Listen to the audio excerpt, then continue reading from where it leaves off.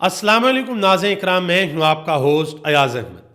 नाज़रीन इकराम, अडयाला जेल के बाद पाकिस्तान तहरीक इंसाफ ने आज सुप्रीम कोर्ट के बाहर धरना दिया है और यह धरना 2 दफ़ा दिया गया है। एक दफ़ा जुमे की नमाज से पहले और दूसरी दफ़ा जुमे की नमाज के बाद। पाकिस्तान तहरीक इंसाफ की क़यादत इस वक्त एक बहुत बड़े इम्तिहान के अंदर फंस चुकी है। एक तरफ तो इमरान खान की रिहाई और सेहत का मामला है और दूसरी तरफ पाकिस्तान तहरीक इंसाफ के जो कारकुनान हैं उनके सख्त और चुभते सवालात हैं। पाकिस्तान तहरीक इंसाफ के कारकुनान इस बात की डिमांड कर रहे हैं कि तहरीक इंसाफ की क़यादत मज़ाहमत का ऐलान करे, लाहेअमल का ऐलान करे, एहतजाज की कॉल दे। तहरीक इंसाफ की क़यादत के ऊपर इस वक्त भारी जिम्मेदारी है कि वो मामलात को किस तरीके से हैंडल करते हैं। वो हुकूमत के ऊपर कैसे प्रेशर डालते हैं कि इमरान खान के डॉक्टर्स उनको जाकर मिले, इमरान खान की जो फैमिली है वो जाकर उनको मिले और सुहेल खान अफरीदी की भी इमरान खान के साथ मुलाकात हो। आज सुहेल खान अफरीदी ने सुप्रीम कोर्ट के बाहर इंतहाई अहम गुफ्तगू की है, जिसमें उन्होंने वाज़ह तौर पर यह इशारा दिया है कि हम सुप्रीम कोर्ट की जानिब से सिर्फ हाँ और ना का इंतजार कर रहे हैं और उसके बाद हम अपना अगला फाइनल लाहे-अमल देंगे कि आगे हमने क्या करना है। सलमान कमराजा ने भी इंतहाई अहम बातें की हैं, वो भी आपके सामने रखने के लिए जा रहा हूं। इसके अलावा नाज़रीन इकराम, लाहौर भाटी गेट के सामने एक अफसोसनाक सान्या हुआ था। एक माँ और छोटी बच्ची एक मेन होल के अंदर गिर गए थे और वो अल्लाह को प्यारे हो गए। उस खातून के शोहर ने आज पाकिस्तान के मीडिया के साथ गुफ्तगू की है और उन्होंने आज बहुत सी चीज़ों के ऊपर से पर्दे उठाए हैं, पुलिस के किरदार को बेनकाब किया है। उन्होंने बताया कि कैसे और किसने मेरे ऊपर तशद्दुद किया, मुझसे किस तरह के सवालात पूछे गए, मेरी अहलिया के ऊपर किस तरह के इल्ज़ामात लगाए गए और वो जो खतून थी जो जामहक होगी उसके वालिद को भी बुलाया गया, उससे सफ़ेद कागज़ के ऊपर अंगूठे लगवाए गए। ये सारी की सारी तफसीलात आपके सामने रखने के लिए जा रहा हूँ। इसके बाद आपको अंदाज़ा होगा कि पाकिस्तान के अंदर एक आम इंसान की क्या वक़्त है, हमें किस तरीके से ट्रीट किया जाता है। हमारी किसी किस्म की कोई हैसियत इस निज़ाम के सामने नहीं है, स्पेशली जब आप पुलिस के सामने जाते हैं तो वहाँ पर आपके साथ क्या किया जाता है। पाकिस्तान के वज़ीर आज़म शहबाज शरीफ ने आज मईशत के हवाले से गुफ्तगू की है और उसके अंदर वो खुद उन्होंने अपनी तरफ ये गोल कर दिया है। वो तफसीलात भी आपके सामने रखने के लिए जा रहा हूँ और पाकिस्तान की एक्सपोर्ट के हवाले से एक बहुत बड़ा इंकशाफ हुआ है, उसके ऊपर भी बात करते हैं।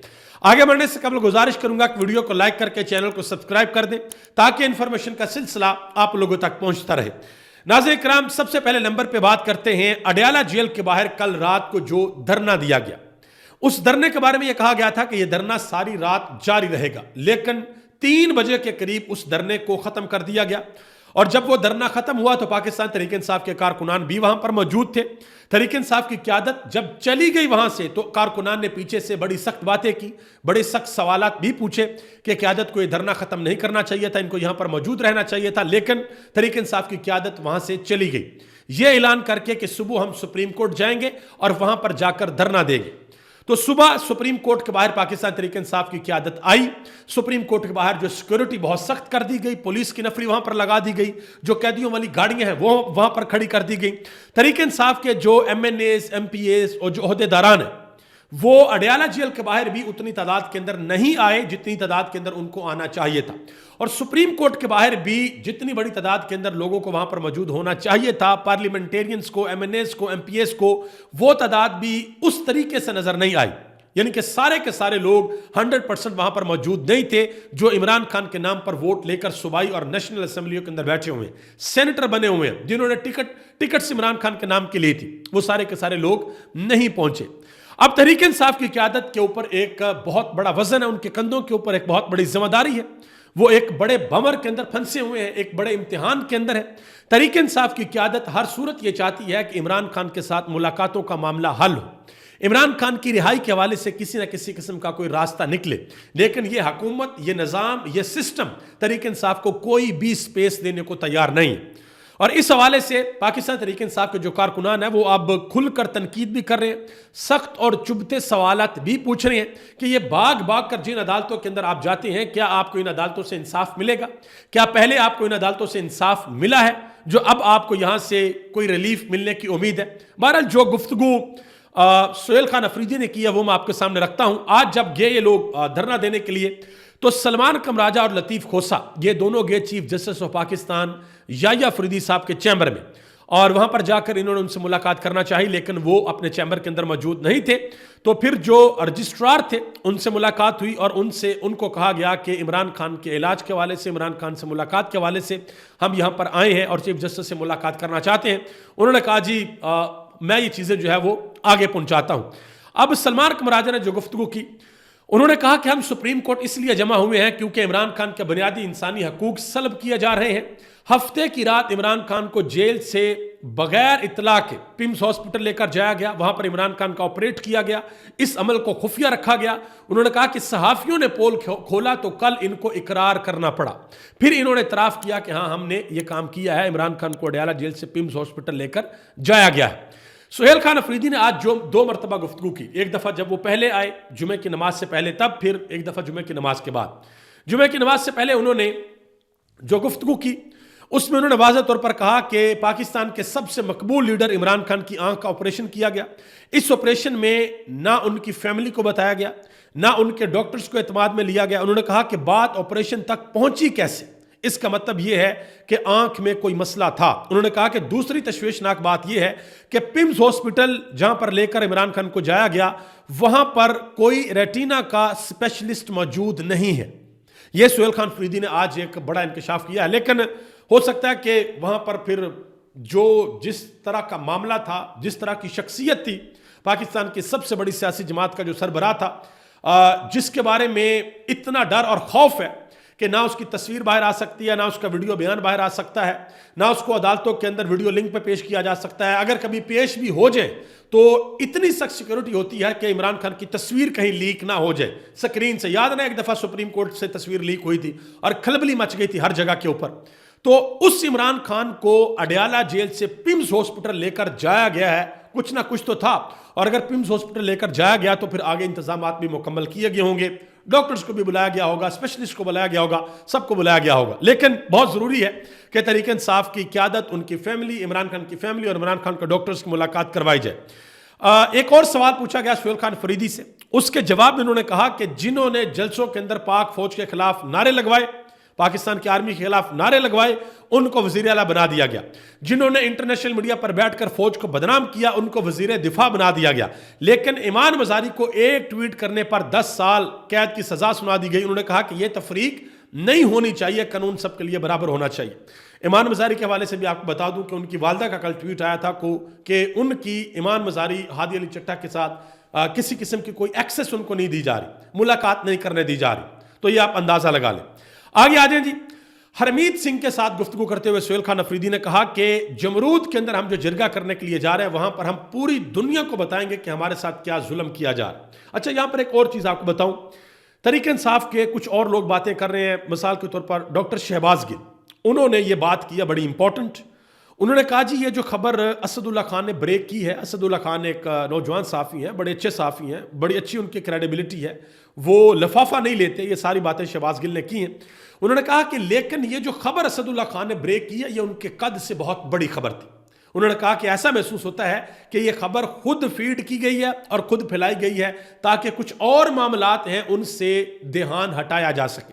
2 معاملات کا انہوں نے ذکر کیا، ایک معاملہ وادی تیرا کا اور دوسرا معاملہ امن بورڈ کا جس کو پاکستان نے جوائن کر لیا. یہ ڈاکٹر شہباز گل نے بات کی ہے.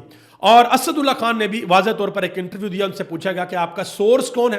انہوں نے کہا جی مجھے کوئی بندہ ملا تھا، اس نے مجھے لفافہ دیا تھا، کہا تھا کہ گھر جا کے اس کو کھول لینا. انہوں نے کہا کہ جب میں نے وہ لفافہ گاڑی میں بیٹھ کر کھولا تو میرے سامنے ساری کی ساری چیزیں آ گئی.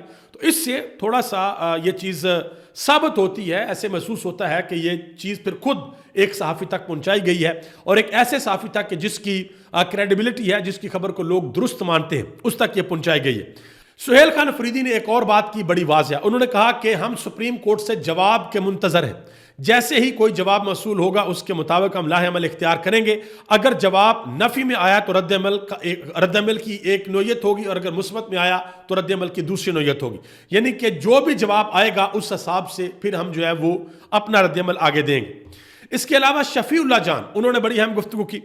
انہوں نے کہا کہ حکومت کو ہم نے یہ کہا ہے کہ فیملی کے ساتھ ملاقات کروا دیں، اور اگر آپ کو یہ ڈر اور خوف ہے کہ اندر عمران خان نہ بات چیت کریں گے، باہر آ کر عمران خان کا پیغام میڈیا کے اوپر دے دیا جائے گا، تو ہم اس چیز کے اوپر بھی کمپرومائز کرنے کو تیار ہیں کہ ٹھیک ہے جی باہر آ کر گفتگو نہیں ہوگی، لیکن آپ ملاقات تو عمران خان کی کروائیں۔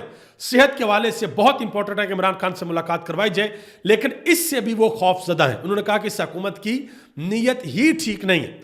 مزید ان سے پوچھا گیا کہ وہ محمد مالک صاحب نے کسی ڈیل کا انکشاف کیا ہے کہ پاکستان تحریک انصاف اور حکومت کے درمیان کوئی ڈیل ہوئی ہے کہ آپ جو ہے وہ پارلیمانی کمیٹیوں کے اندر واپس آئیں، پارلیمان کے اندر اپنا رول ادا کریں، تو 1 سال قبل الیکشن کروا دیے جائیں گے، نیا الیکشن کمیشن بنے گا، اس طرح کے معاملات ہوں گے۔ تو شفیع اللہ جان نے کہا کہ نہ مجھے کسی ڈیل کا علم ہے اور نہ ہم کسی ڈیل کی طرف دیکھ رہے ہیں۔ انہوں نے کہا کہ ہماری سادہ سی درخواست ہے کہ عمران خان کے ذاتی معالج کی ان سے ملاقات کروائی جائے۔ انہوں نے کہا کہ ہم قانون کو ہاتھ میں نہیں لینا چاہتے، ہم عوامی طاقت کے استعمال کرنے پر غور کر رہے ہیں۔ یہ شفیع اللہ جان نے بات کی۔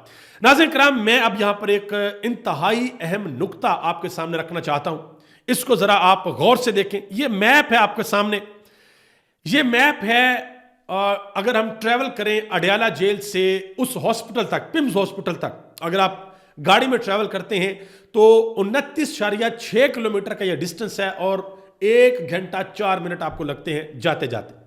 اب اس کا سادہ سا مطلب یہ ہے کہ عمران خان کو جب اڈیالہ جیل سے نکالا گیا تو 2 گھنٹے تو عمران خان اڈیالہ جیل سے باہر رہے ٹریولنگ کے اندر۔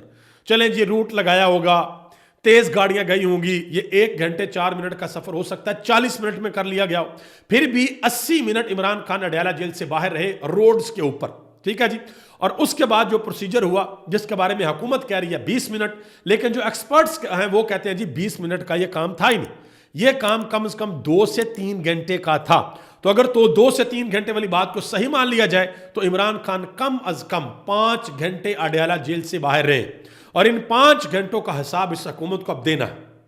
ان کو بتانا ہے کہ عمران خان کی فیملی کو ان 5 گھنٹوں کے بارے میں کیوں نہیں بتایا گیا، عمران خان کے وکلا کو کیوں نہیں بتایا گیا، اور عمران خان کی جو سیاسی رفقا ہیں ان کو کیوں نہیں بتایا گیا۔ یہ انتہائی اہم باتیں۔ آگے آجائے جی، سہیل خان افریدی اتوار والے دن جو جمرود میں جرگہ کرنے کے لیے جا رہے ہیں، وہ جرگہ بھی انتہائی اہم جرگہ ہے۔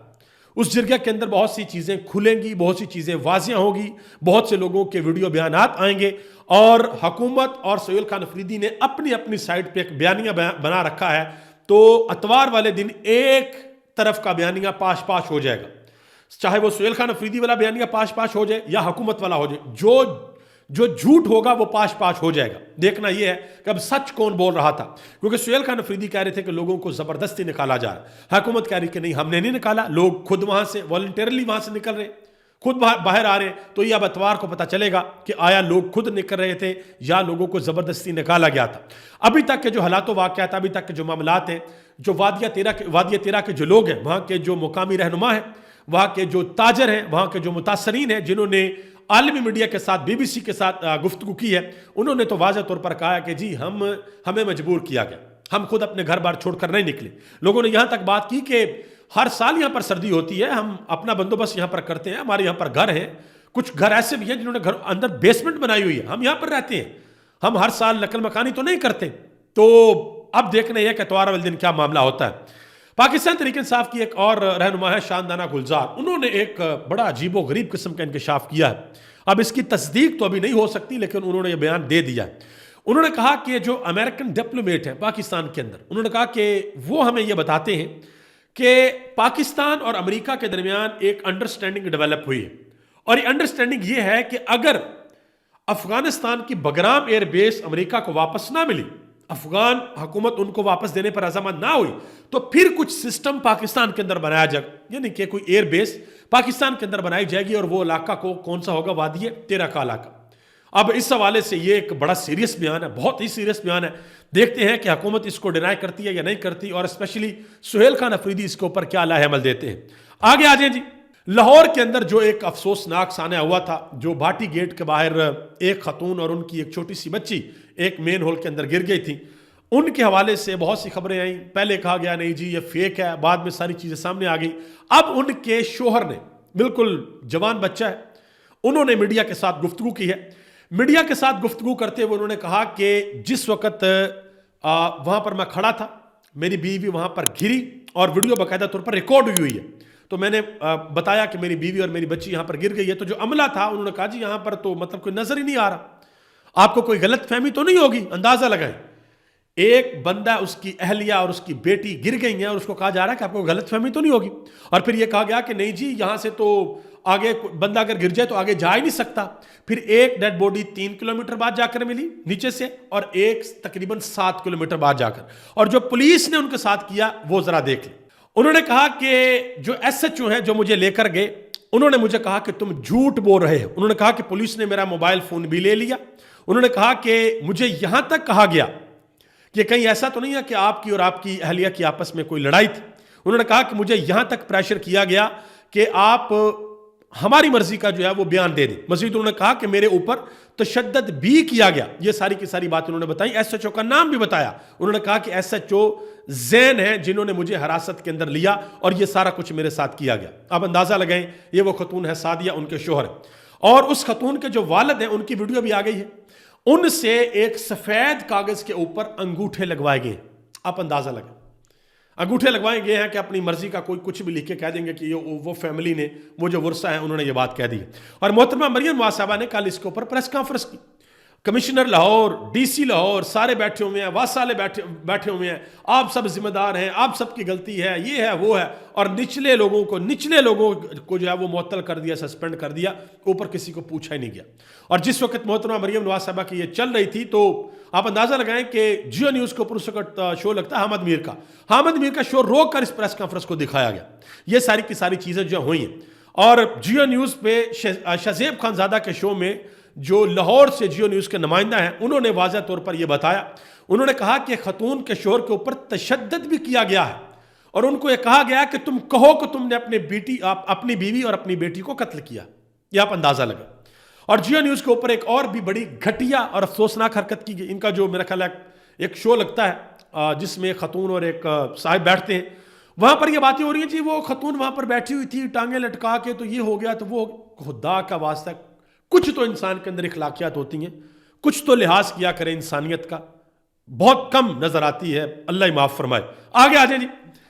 لاہور ہائی کورٹ کے اندر ایک اہم ترین پٹیشن دائر کر دی گئی ہے, اور یہ پٹیشن ہے بسنت کے حوالے سے کہ یہ جو حکومت نے بسنت پر پابندی لگائی ہے کہ نقدہ کوکا گانا آپ لوگوں نے نہیں سننا, یہ پابندی غلط لگائی ہے, یہ پابندی ہٹائی جائے. کیونکہ حکومت نے جن اور گانوں کے اوپر پابندی لگائی ہے اس میں فحاشی کا ایلیمنٹ ہے, اس میں کچھ ایسے الفاظ ہیں جو کہ واقعہ ہی ان سیولائزڈ ورڈ ہیں, ان کو ہم اپنی نارمل زندگی میں اپنی بہن بھائیوں کے سامنے, اپنے گھر کے افراد کے سامنے استعمال نہیں کر سکتے, تو اونچی آواز میں بھی ان کو نہیں چلانا چاہیے. لیکن نقدہ کوکا میں تو کسی قسم کا کوئی مسئلہ نہیں ہے. نقدہ کوکا میں 2 ہی لائنیں, جیل ڈیالا قیدی 804 ہوئے, اویو دگا دین دے جنرل ڈھیر پیار ہو, بس یہ 2 لائنیں, اور اس کے علاوہ کوئی مسئلہ نہیں ہے. تو اب دیکھتے ہیں کہ اس حوالے سے جو عدالت ہے وہ آگے کیا کرتی ہے. یہ ایک صحافی ہیں سید ذیشان عزیز, انہوں نے ایک ٹویٹ کیا ہے پیک ایکٹ کے حوالے سے جو یہ لاہور کے اندر سامنے ہوا اور اس کے اوپر جھوٹ بولا گیا.